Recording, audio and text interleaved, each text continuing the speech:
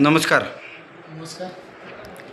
सोलापूर जिल्हा परिषद निवडणुकीमध्ये कामती जिल्हा परिषद गटातून तुमच्या आई विमलताई खताळ या चांगल्या मताधिक्याने निवडून आलेल्या आहेत. सोलापूर जिल्हा भाजपकडून तुम्हाला मोठं गिफ्ट मिळण्याची शक्यता वाटते, नाव चर्चेत आहे. काय तुमची प्रतिक्रिया असेल? देशाचे नेते आदरणीय नरेंद्र मोदीजी, राज्याचे मुख्यमंत्री देवेंद्र फडणवीसजी, जिल्ह्याचे पालकमंत्री जयकुमार भाऊ गोरे, आमचे नेते मोहोळ तालुक्याचे भागवते राजेंद्र मालक, माजी आमदार यशवंत तात्या माने आणि बाळराजे पाटील आणि अजिंक्य पाटील यांच्या मार्गदर्शनाखाली आम्ही जिल्हा परिषदची निवडणूक लढवली होती. त्यांच्या सर्वांच्या सहकार्यामुळं आम्हाला एवढं भरघोस असं मताधिक्य भेटलेलं आहे. आणि तुम्ही जी गिफ्ट म्हणताय ते आमचे नेते राजन मालक जसं म्हणतील त्याप्रमाणे त्यांनी जो काही निर्णय घेतले असतील तो मला मान्य असेल. सोलापूर जिल्ह्यामध्ये चांगल्या मताधिक्याने उमेदवार निवडून आलेले आहेत. जवळजवळ गटामध्ये 21 गावं आहेत. सगळ्यात मोठा प्रश्न ह्या भागातील गटातील रस्त्यांचा आहे. तुम्हाला म्हणतो खूप प्रश्न आहेत. तुम्हाला म्हणतो कुठला प्रश्न सोडण्याला प्राधान्य देताल? कुठला प्रश्न असेल पहिल्यांदा?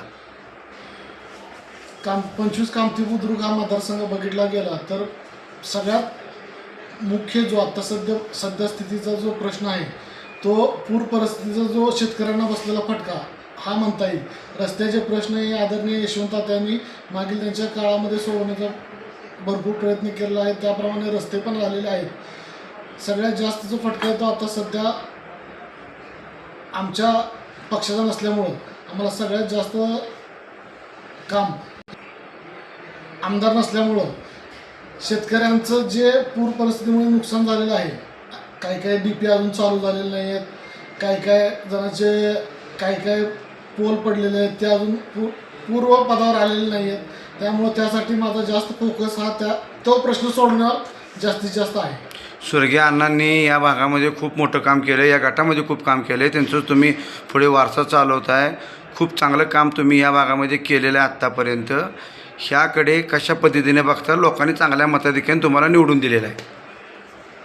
आम्ही राजकारण करत असताना 80% म्हणणार नाही, 99% आम्ही आमचा परिवार जो आहे खताळ परिवार तो 99% आम्ही समाजकारण करत आलेलं आहे. 1%च आम्ही फक्त राजकारण केलेलं आहे. माझं आजोबांनी 2003-2004ला चारा छावणी सुरुवात केली जनावरांसाठी. त्यामध्ये त्यांनी जनावरांसोबत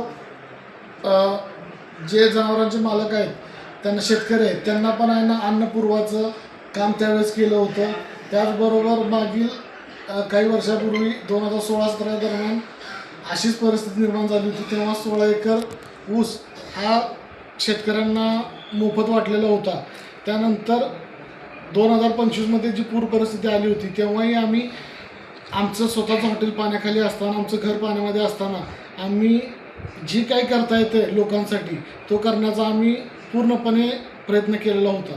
आणि हे आमचं म्हणजे कर्तव्य होतं. आम्ही काही लोकांवरती उपकार केले नव्हते. हे आमचं जी समाजाप्रती असलेलं आमचं प्रेम आहे, आम्हाला जी शिकवण भेटलेली आहे आजोबांपासून आमच्या 3 पिढीचे जे संस्कार आहेत आमच्यावर त्याचाच एक हा भाग होता. पालकमंत्र्यांकडनं काय मिळेल? गिफ्ट मिळेल? शेवटचा प्रश्न. नाव चर्चेत खूप आहे. म्हणजे मोहोळ तालुक्यातून फक्त तुमचं नाव चर्चेत येते, बाकी तर तालुक्यातून अनेक जण आहेत. तुम्ही तिथं अक्कलकोटचे आमदार सचिनदादा कल्याणशेट्टी यांच्या पत्नी शांभवी कल्याणशेट्टी आहेत.